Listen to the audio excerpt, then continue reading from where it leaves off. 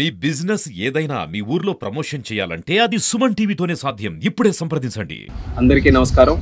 నూతనంగా ఏర్పడిన కేంద్ర ప్రభుత్వంలో కేంద్ర మంత్రిగా పనిచేసే అవకాశం దక్కినందుకు చాలా ఆనందంగా ఉంది. మరి ఈ ఆనందానికి కారణమైనటువంటి ఎంతో మందికి నేను ధన్యవాదాలు తెలియజేసుకోవాల్సినటువంటి అవసరం ఉంది. అందులో ముఖ్యంగా ఈరోజు తలుచుకోవాల్సినటువంటి వ్యక్తి మా తండ్రి గారు స్వర్గీయ కింజరాపు ఎర్రన్నాయుడు గారు. ఆయన చనిపోయిన దగ్గర నుంచి కూడా నాకు నిరంతరం వెన్ను తట్టుతూ పైనుంచి ఆశీర్వాదం ఎప్పుడు కూడా అందిస్తూనే ఉన్నారు.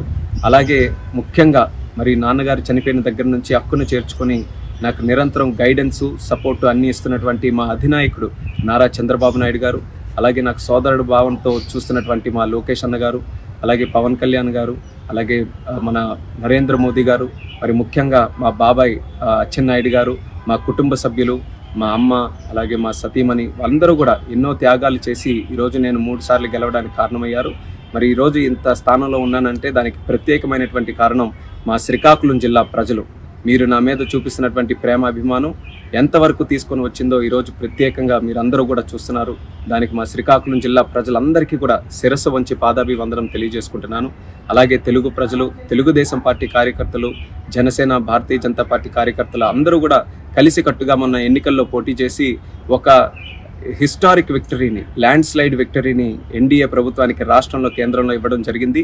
దాని కారణంగానే ఈరోజు ఆంధ్రప్రదేశ్ రాష్ట్ర భవిష్యత్తు చాలా ఉజ్వలంగా ఈరోజు మనందరికీ కూడా కనిపిస్తుంది. అందులో పనిచేసే అవకాశం ఈరోజు చంద్రబాబు నాయుడు గారి నేతృత్వంలో, మోదీ గారి నేతృత్వంలో మాకు కలగడం అనేది మా అదృష్టంగా భావిస్తున్నాం. ఈ పదవి మా ఒక్కరిదే కాదు, ఆంధ్రప్రదేశ్ రాష్ట్ర ప్రజలదనేది మళ్ళీ గుర్తు చేస్తున్నాను.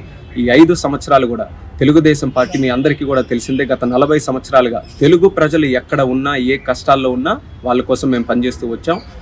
ఈ 5 సంవత్సరాలు కూడా మీకు ఇచ్చినటువంటి హామీలు, మేనిఫెస్టోలు, అలాగే మీకు ఇచ్చిన ఇన్సూరెన్సెస్ అన్నీ కూడా ఫుల్ఫిల్ చేయడానికి రాష్ట్ర ప్రభుత్వం తరఫున, కేంద్ర ప్రభుత్వం తరఫున మా యొక్క సహాయ సహకారాలు అన్నీ కూడా శక్తి వంచన లేకుండా పనిచేసి మీ అందరికీ కూడా న్యాయం చేయడానికి, మన రాష్ట్రాన్ని అభివృద్ధి చేయడానికి మేము అందరం కూడా కష్టపడతామని తెలియజేసుకుంటున్నాం.